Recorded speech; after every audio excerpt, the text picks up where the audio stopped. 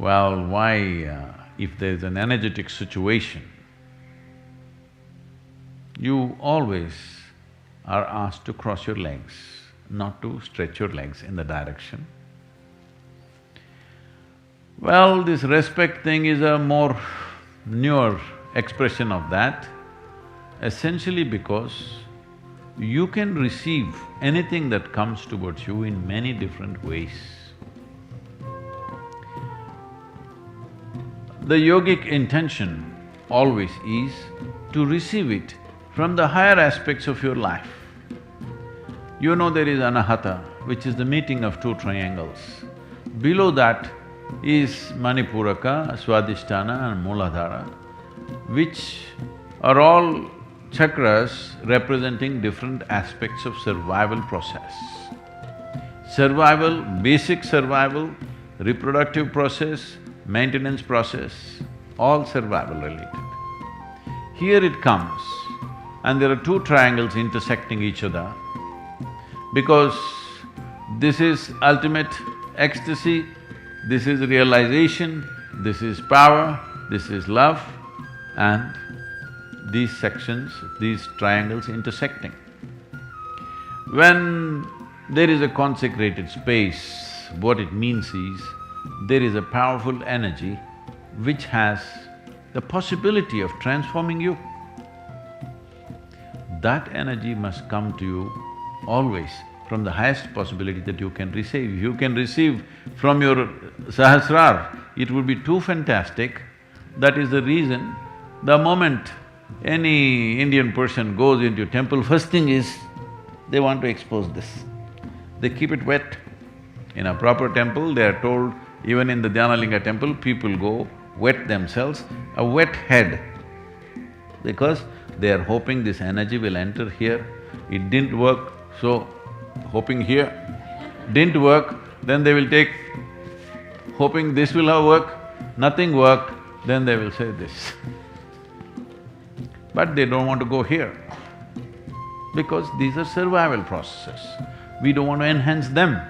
We want to enhance other dimensions of life which will enhance our life, because if you survive better, if you survive, it's good. It's very essential we survive. But surviving better than somebody is not a life goal. It's a waste of time, because whatever you do, you're not going to survive forever. Hello? Whatever you may do, even minus the pandemic, you will not survive forever. So there is no need to invest too much in the direction of survival. So, because of this, the whole culture understanding this dimension, they created the societies in a certain way. Well, today what you find is a whole distorted version of that, but fundamentally it is still there, that when you go to any consecrated space, you're like this, because you wanted to enter here, you want to become blissful, ecstatic. Doesn't work, at least peacefulness and realization, balance and free from all kinds of poisons that are there in the world should not enter you. So essentially, you want the upper part of your body, above anahata, to be exposed to this. You don't want to sit with your legs open like this in front of a consecrated space, because that will attract a totally different kind of energy towards you, and that will work for you in a completely different way, which is not necessarily beneficial to you, it could be detrimental to you in many different ways.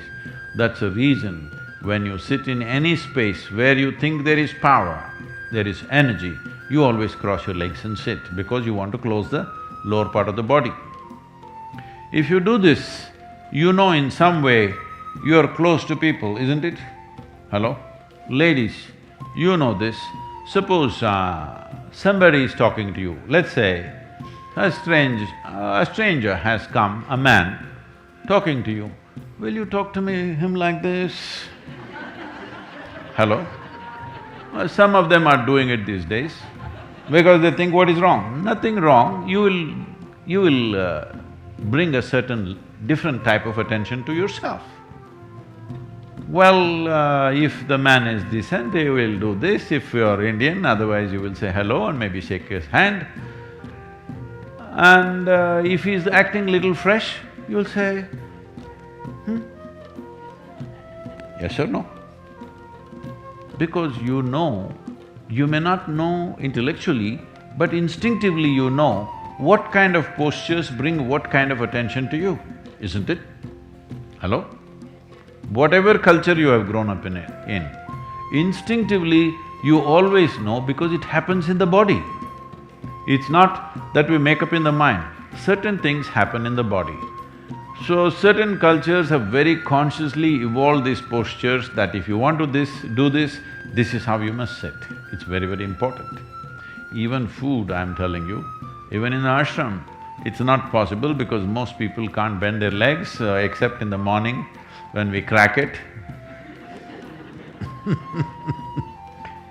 I'm telling you, if you sit in front of food, one advantage you have is there is a table between you and the lower parts of your body.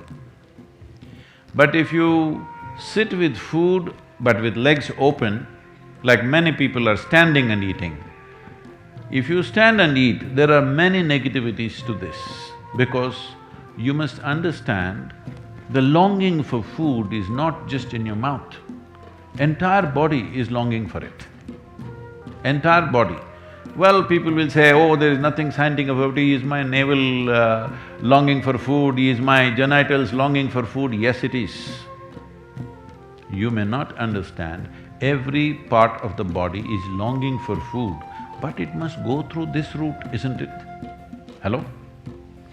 Similarly, there are other kinds of longings in our body, they must go through the right route, then only life works out in a certain way.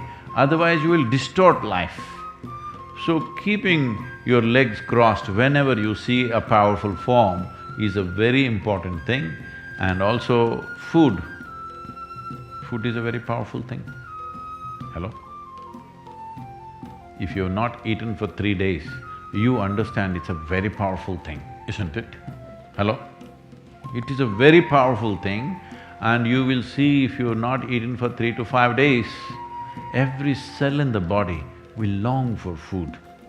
Now if you place food here, it's not just here, mouth waters, everything works. So it's important that your legs are crossed when food comes in front of you, but you have found another way, shielding yourself with a table. All right, if that is working for you. But if you're having food, you're very hungry and food is exposed to the entire body, this is not good for you. This goes for food because we consider food as a very powerful instrument, consecrated objects, and human beings who are of a certain power within themselves, you never open your legs and sit like this in front of them because that will bring a wrong kind of energy into your system. I'm asking you, is it good to shit? Hello, I'm asking you a question. Yes. But it must come out of a certain part of your body. If it comes out from elsewhere, it will become terrible, isn't it? Hello?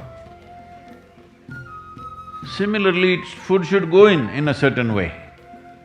Food going in is not only physical food going in, food goes into you in so many ways because the entire body is capable of this. When you really need something like food or water, you will see every cell in the body will long for it.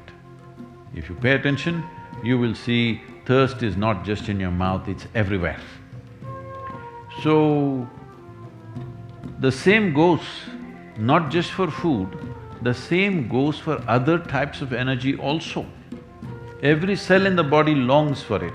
It's very important you receive it the right way.